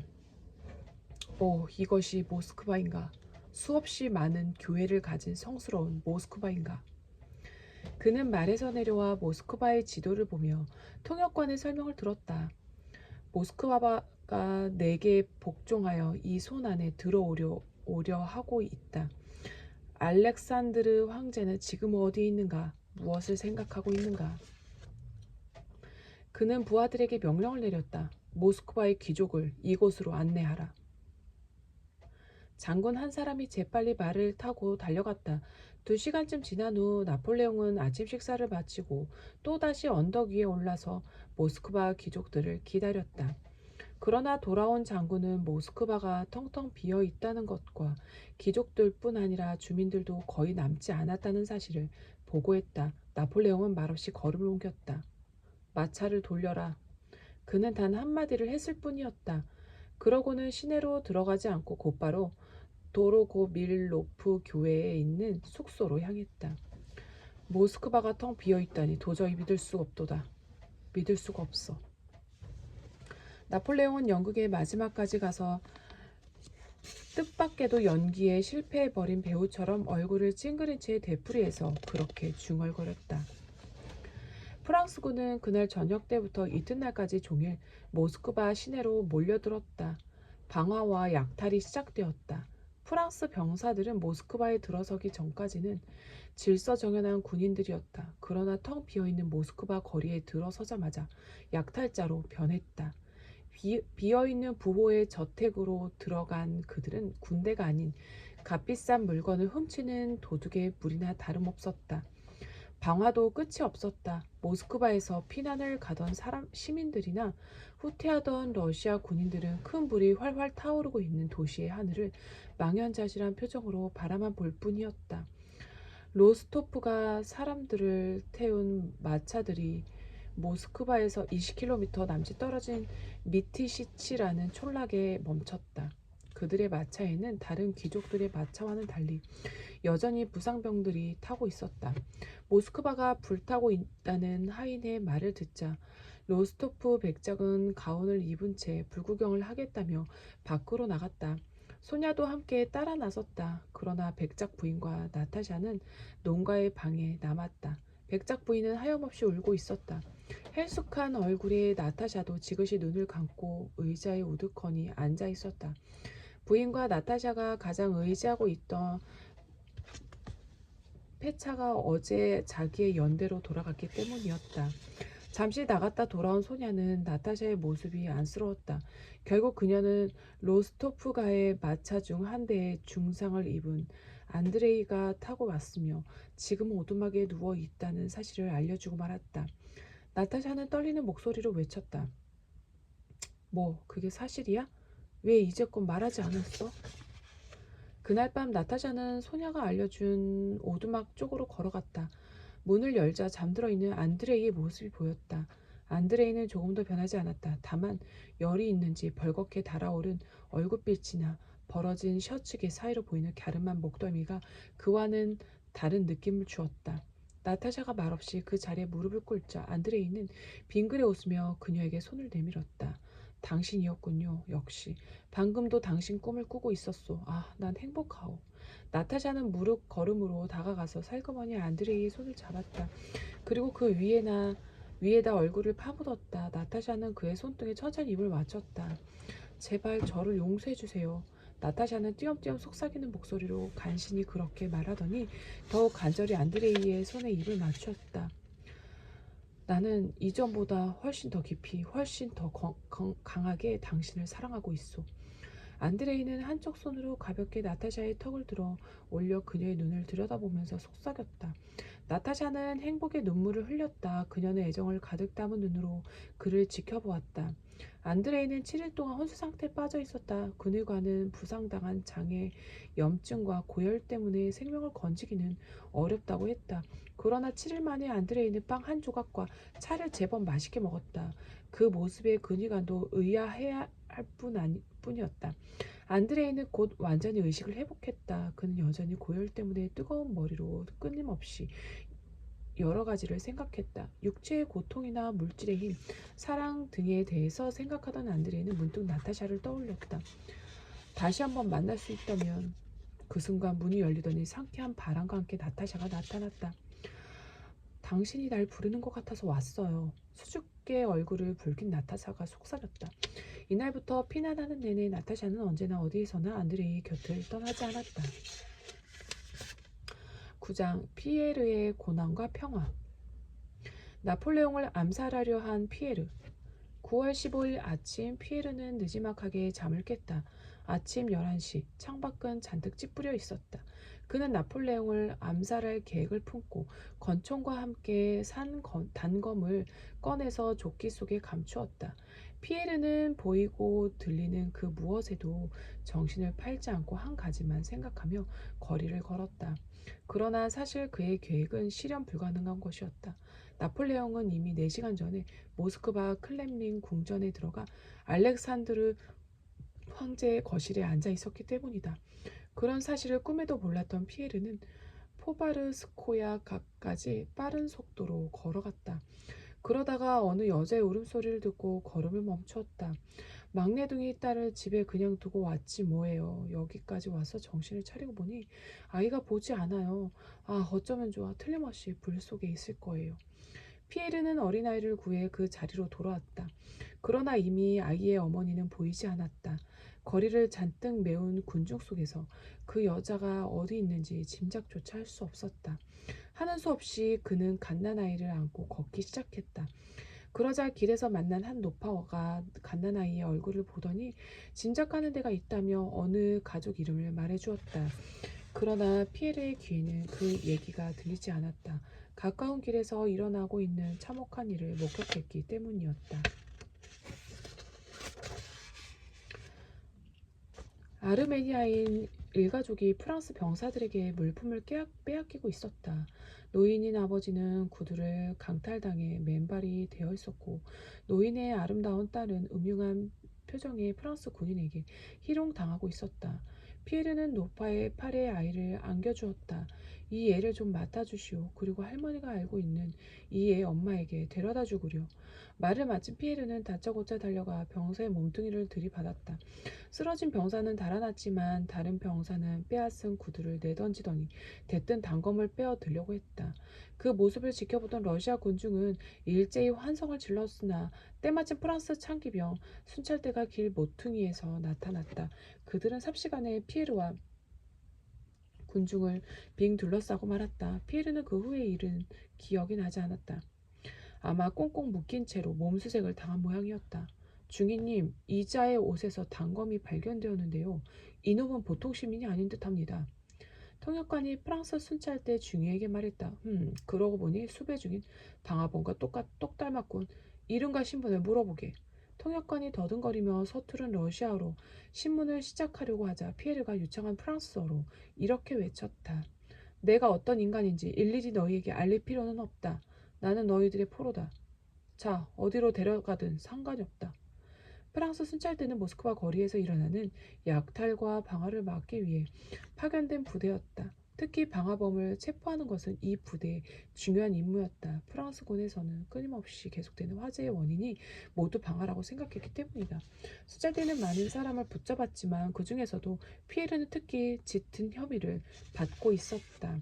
9월 20일 그날은 마침 일요일이요. 성모 마리아의 날이었다. 그러나 피에르와 죄수들은 커다란 저택으로 한 사람씩 끌려 들어갔다. 이 죄수는 어떻게 할까요? 부관이 몸짓으로 물었다. 사령관은 턱을 축혀 올려 데리고 나가라는 표정을 지어 보였다. 밖으로 나온 피에르는 다른 죄수들과 함께 수도원 뒤쪽에 있는 밭으로 끌려갔다. 거기에는 한 개의 기둥이 있었는데 기둥 아래로는 커다란 구덩이가 파여 있었다. 죄수들은 번호순으로 줄지어 늘어서서 기둥 옆으로 끌려갔다. 그러자 갑자기 둘러서 있던 병사들이 부을치기 시작했다. 그 목소리를 듣자 피에르는 자기의 한 부분이 갈갈이 찢겨 날아가는 듯한 느낌을 받았다. 한 명씩 죽이느냐, 두 명씩 죽이느냐 하고 얘기를 주고받는 프랑스 장교들의 목소리가 들려왔다. 피에르는 6번째에 서 있었다. 두 놈씩 죽여. 고참 장교처럼 보이는 자가 시큰둥하게 명령을 내렸다. 처음도 사람의 죄수에게 눈가리개를 씌웠다. 병사들이 그들을 기둥에 꽁꽁 묶어놓자 총을 든 12명의 사수가 앞으로 나아가 기둥 앞에서 멈춰섰다. 잇따라 귀를 찢는 듯한 소리와 화약 냄새가 났다. 피에르는 그 다음 광경을 차마 볼 수가 없어서 얼굴을 돌리고 말았다. 피에르가 얼굴을 들었을 때는 옆에 있던 5번째 죄수가 끌려갈 참이었다. 혼자만 끌려가나? 남겨진 피에르는 멍하게 5번째 죄수를 바라보았다. 그리고 곧 자기와 나머지 죄수들은 다만 사형 집행을 보기 위해 끌려온 것임을 알게 되었다. 이윽고 최후의 집행이 끝났다. 방화범들에게 좋은 본보기가 되었겠지. 프랑스 병사 하나가 허세를 부리는 듯한 투로 그렇게 중얼거렸다. 피에르는 다른 제수들에게서 떨어져 수도원의 어두운 교회당 속에서 우두커니 기다리고 있었다. 저녁 때가 되자 하사관이 와서 그의 무죄를 알려주었다. 당신은 무죄요. 죄인이 아니니 이제 죄수복을 벗고 포로 수용소로 가는 거요. 아, 나는 죽지 않고 살았구나. 피에르는 포로 수용소에서 끔찍한 처형에 충격해서 벗어나지 못한 상태로 앉아 있었다. 그때 한 사나이가 부드러운 목소리로 말을 걸었다. 날이 걱정할 것 없습니다. 고생은 한때, 인생은 100년이라고 하지 않았소. 플라톤 카라타예프라는 이름의 농부였다. 고생스러웠던 포로 시절의 일들은 훗날 피에르의 기억 속에 안개라도 낀 것처럼 몽롱하게 남아 있었지만 카라타예프에 관한 기억만큼 언제나 생생히 살아있었다. 그는 고통이란 것을 모르는 사람 같았다. 카라타예프는 자기 전에 늘 하나님, 돌처럼 자기 하고 둥근 빵처럼 일으켜 주옵소서 라고 기도했다. 사실 플라톤 카라타예프는 기도문 외에는 아무것도 외우고 있지 않았다.